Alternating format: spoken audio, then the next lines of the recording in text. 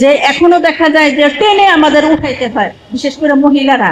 আর যারা wheel chair তাদের কথা তো বাদই দিলাম, যে তাদেরকে এমন ভাবে টেনে উঠাইতে হয় যে অনেক সময় আমরা হাতে ব্যথা পাই।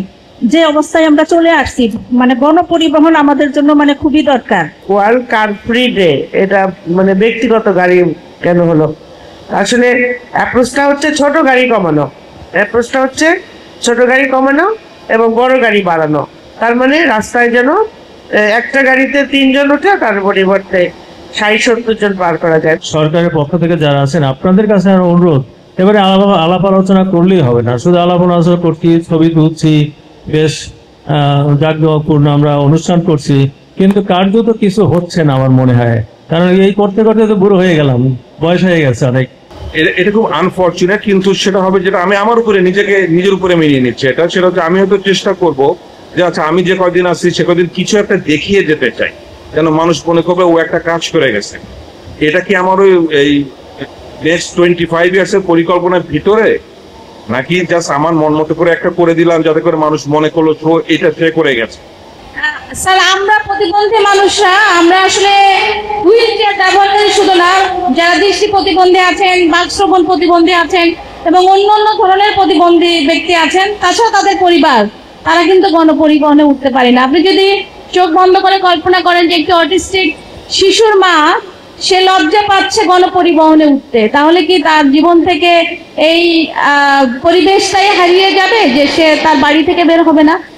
পরিবহন সেক্টর যতদিন মালিকানা থাকবে ততদিন সমাধান হবে না, এটা আমার মনে হয় যে আমরা সবাই মানে। এটা কোম্পানিতে যেতে হবে এবং এটা এখন অনেক শিক্ষিত আছে, এফবিসিসিআই, ডিসিসিআই, এমসিসিআই, অনেক আমরা পিপিপি মডেলে দিতে পারি।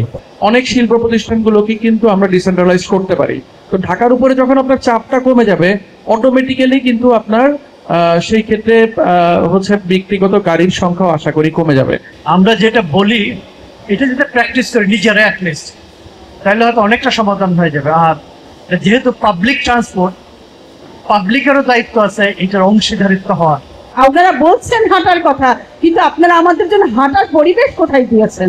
বৃষ্টির দিনে যে কর্দমাক্ত রাস্তা, এই রাস্তা দিয়ে, এই যে ভাঙাচোরা রাস্তা, এই রাস্তা দিয়ে তো আসলে হাঁটা যায় না। তো বাস মালিক সমিতি একটা ভালো উদ্যোগ নিয়েছে, তারা সেই আগের মতো একটা টিকিট সিস্টেম যেমন ছিল সেই টিকিট সিস্টেম তারা চালু করবে শীঘ্রই। সেই টিকিট সিস্টেম চালু হলে আপনারা যেটা দাবি করতেছেন ভালো ভালো বাস, তখন অটোমেটিক ভালো ভালো বাস আসবে। এখন হয়তো বা ওই যে আপনার ভদ্রমহিলা বললেন তাদেরকে টান দিয়ে উঠে বা উঠায় তারা আঘাতপ্রাপ্ত হয় বা উঠে সিট পায় না ঠিক মতন, কিন্তু যখন তারা টিকিট সিস্টেম চালু করবে আমরা আশা রাখি হয়তো বা তারা যেমন টার্গেট করছে নভেম্বরের 1 তারিখে তারা চালু করবে। টার্গেটেড পিপল কারা? এটা কি ধনী শ্রেণী হবে না গরিব শ্রেণী হবে না মধ্যবিত্ত হবে? এই টার্গেটেড পিপলটা আপনারা ঠিক করবেন, এইটা একটা বিষয়। নাম্বার 2 হচ্ছে প্ল্যানিংয়ে যখন করবেন তখন প্রতিবন্ধী ব্যক্তি, নারী, শিশু এইটাকে যদি ট্রান্সপোর্ট প্ল্যানের মধ্যে নিয়ে আসেন তাহলে আমরা একটা সুন্দর ট্রান্সপোর্ট সিস্টেম পাবো। এখানে আমি একটু শুধু একটা এক্সাম্পল দিব, এই যে মেট্রো রোডগুলো করা হয়েছে ঢাকাতে, প্রত্যেকটাতে দেখতে কানেক্টিং ট্রান্সপোর্ট কি আছে?